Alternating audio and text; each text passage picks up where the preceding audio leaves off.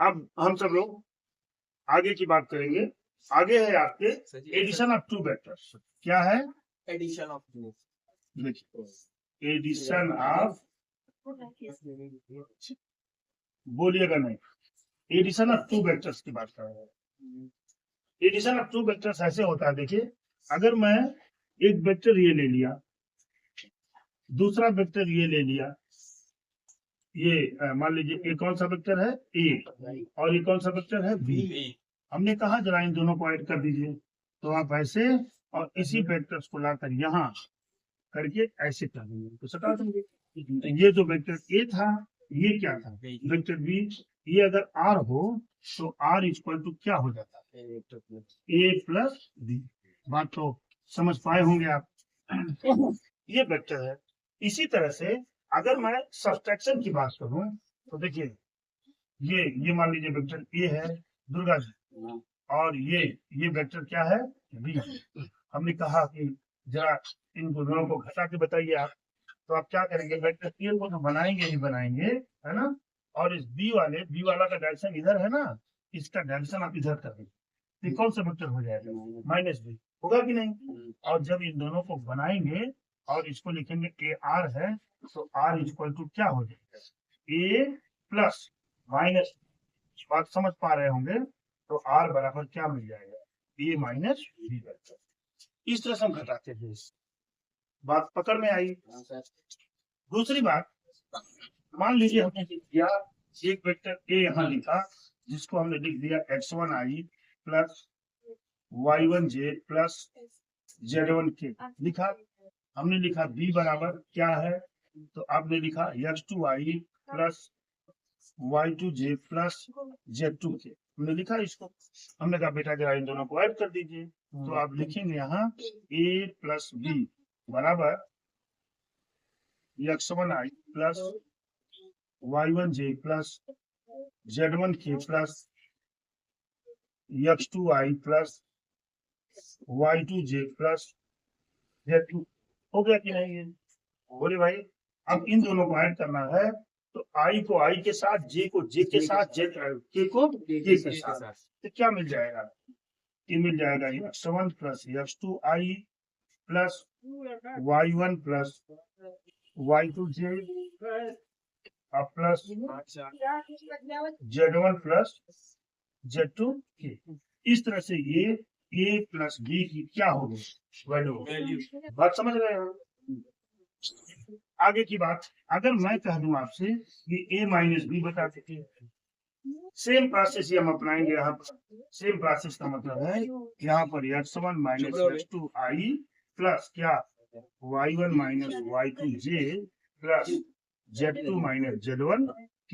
ये प्रोसेस आपने यहाँ पर क्या किया? अपना। बात समझ रहे हैं ना? ये सम के लिए है और ये क्या उसके। दूसरी बात मैं कहूँ, देखिए इस वेक्टर्स का जो एडिशन होता है, पहला ये कम्यूटेटिव लॉ को फॉलो करता है। क्या करता है भाई? कम्यूटेटिव लॉ को फॉलो करता है। कम्यूटेटिव लॉ क्या है? अगर वेक्टर ए में वेक्टर बी को हम ऐड करें और वेक्टर बी में वेक्टर ए को ऐड करें, दोनों सेम वैल्यू बना। आप समझ पा रहे हैं? दूसरी बात, इन्होंने एसोसिएटिव लॉ की बातें कर दी। एसोसिएटिव लॉ की बात जब करेंगे, एसोसिएटिव मतलब A plus vector B plus vector C बराबर A plus B plus C. ये एसोसिएटिव लॉ को भी फॉलो। बात तो पकड़ में आई होगी। इतनी चीजें आप पकड़ के रखिए। आगे की बात करते हैं। अब हम बात कर रहे हैं कंपोनेंट ऑफ वेक्टर। राजकुमार, इसके बाद कंपोनेंट ऑफ वेक्टर। ध्यान से देखिएगा, ये चीजें आपकी मैं बना रहा हूँ। तो अच्छा नहीं बनता डायग्राम, लेकिन जो बनता है वो बना ही रहा हूँ। ये देखिए, ये और ये तीनों देखिए, एक्स एक्सिस, वाई एक्सिस और किसकी बात हो रही है? जेड एक्सिस की बात होती है। अगर इस पर एक यूनिट मान लीजिए यहाँ पर है और वाई पर एक यूनिट यहाँ पर है, जेड पर एक यूनिट यहाँ पर है दुर्गा जी, तो इसका कोऑर्डिनेट क्या हो जाता है? 1,0,0। अब जानते हैं कि अगर कोई पॉइंट x कोऑर्डिनेट पर रहेगा तो y z 0 होगा, y पर रहेगा तो x z 0 होगा, z पे रहेगा x y 0 होगा। मालूम है आपको?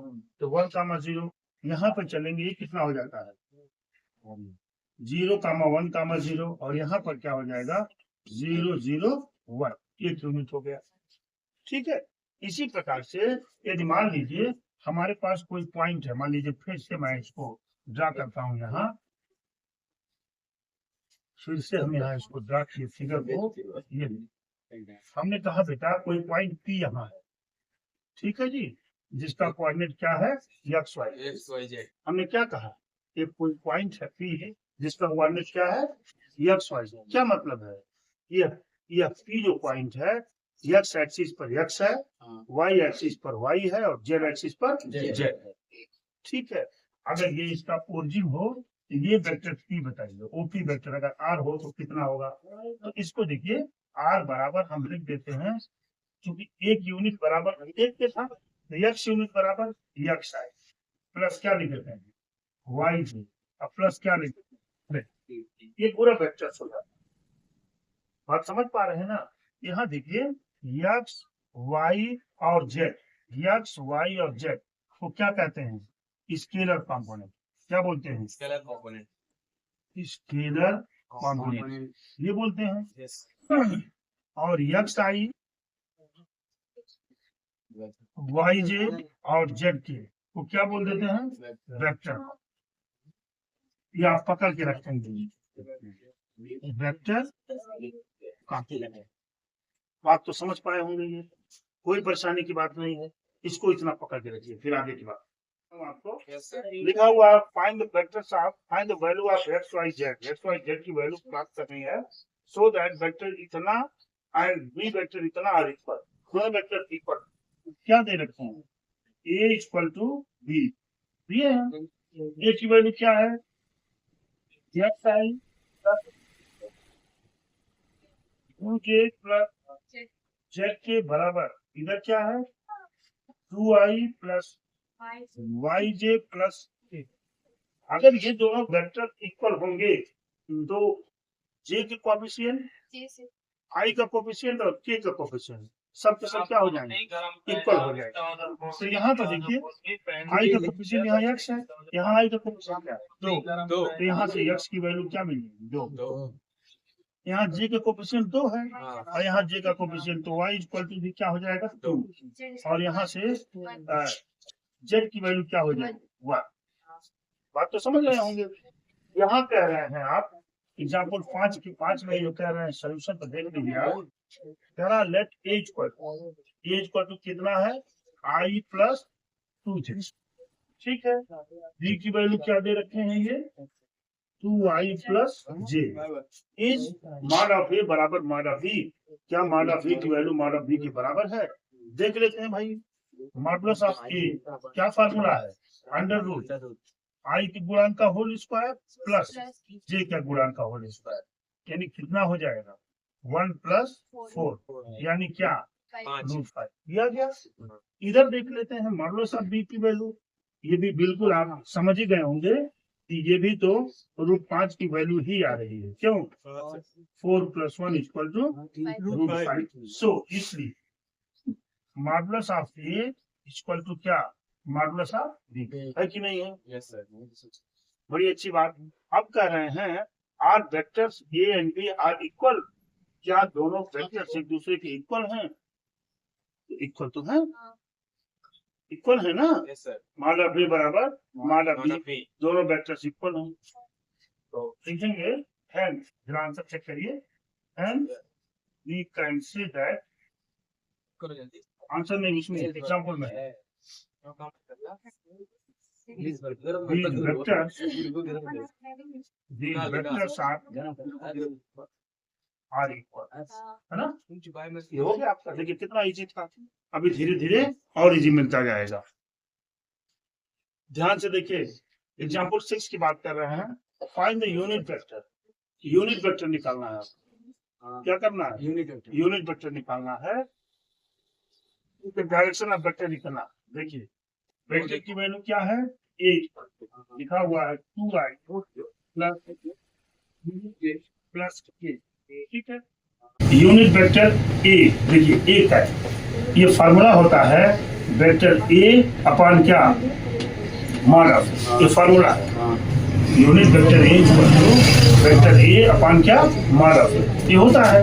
तो वेक्टर ए की वैल्यू आपने रख दिया 2i प्लस 3j और प्लस क्या के divided by mod of A की वैल्यू क्या होगी 2 का स्क्वायर प्लस 3 का स्क्वायर प्लस क्या 1 का स्क्वायर, ये बराबर हो जाएगा। देखिए 2i प्लस 3j और प्लस क्या k डिवाइडेड बाई कितना हो जाएगा भाई 4 प्लस 9 प्लस 1, 9 4 13 14, क्या मिला 2i plus 3j plus k divided by root 14, हो गया ना। अब आप यहाँ एक का इक्वल टू अलग अलग लिखेंगे 2 अपॉन रूट 15 इंटू क्या i plus 3 upon root 15j plus 1 upon root 15 into k, ये आपकी यूनिट वेक्टर निकल करके सामने आ गई। बात समझ पाए होंगे आप। इसकी बात कर रहे हैं, क्वेश्चन एग्जाम्पल 7 की बात कर लेते हैं। यहाँ देखिए सोल्यूशन पे चलते हैं। क्या कह रहा है ये, find A vector in the direction of vector, इतना एक वेक्टर आपको निकालना है ना, जो इसी वेक्टर के डायरेक्शन में हो, है ना, that has magnitude 7 unit, that has magnitude 7 unit. पहले हम यूनिट वेक्टर्स को निकालने, पहले क्या करें यूनिट वेक्टर्स में निकालने। जब यूनिट वेक्टर आ जाएगा तो उसमें 7 का मल्टीप्लाई कर देंगे तो 7 मैग्नीट्यूड हो जाएगा उसका। तो आइए यहाँ देखिए ए की बात कर रहे हैं, ये बराबर क्या है i माइनस 2j, और जो कह रहा है कि वेक्टर निकालना है, मान लीजिए वेक्टर क्या है b हो, समझ रहे हैं ना 7 यूनिट, तो हो जाएगा 7 into unit vector A, 7 into unit vector, ये दूसरा वेक्टर हो जाएगा वही। तो सबसे पहले हम क्या करें, हम यूनिट वेक्टर निकाल लें ए का। अभी यूनिट वेक्टर आपने इधर वर्किंग किया है यूनिट वेक्टर का, वैसे वर्किंग वहां कर दीजिए। यूनिट वेक्टर ए बराबर होता है vector A upon mod of A, ये क्या हो जाएगा i minus 2j divided by under root राजकुमार 1 प्लस क्या -2 का होल स्क्वायर, हुआ कि नहीं।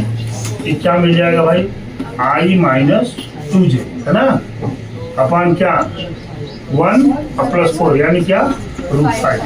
ये लिख सकते हैं आप 1 upon root 5 into i minus 2 upon root 5 into j। ये क्या हो गया बेटा, ये तो यूनिट वेक्टर ए की बात हो गई, ठीक है। अब ये कह रहे हैं ये एक ऐसा वेक्टर बी निकालिए जो मैग्नीट्यूड जिसका 7 हो। तो हम क्या करेंगे, आइए बी बराबर क्या लिखेंगे 7 इंटू यूनिट वेक्टर ए की वैल्यू यहाँ से रख दें 1 upon root 5 i minus 2 upon root 5 into क्या हो गया j, और ये बराबर हो जाएगा 7 upon root 5 i minus 14 upon root 5 into j। ये इस तरह से ये बी वेक्टर्स आपका यहाँ पर कैलकुलेट हो गया। बात समझ पाए होंगे आप, ठीक है। इस तरह से आज हमने एग्जाम्पल नंबर 7 कंप्लीट किया, ठीक है। अगर अभी थोड़ी देर बाद मैं आपको ये बिल्कुल एकदम हलवा हो जाएगा आपका ये वेक्टर, जब आपकी धीरे धीरे पकड़ मजबूत होती जाएगी तो बिल्कुल मक्खन हो जाएगा, सारे क्वेश्चन आपके एग्जाम में गलत ही नहीं होंगे, बस कॉन्सेप्चुअली स्टैंड रहिए आप, ठीक है। आज के लिए इतना ही, थैंक यू वेरी मच।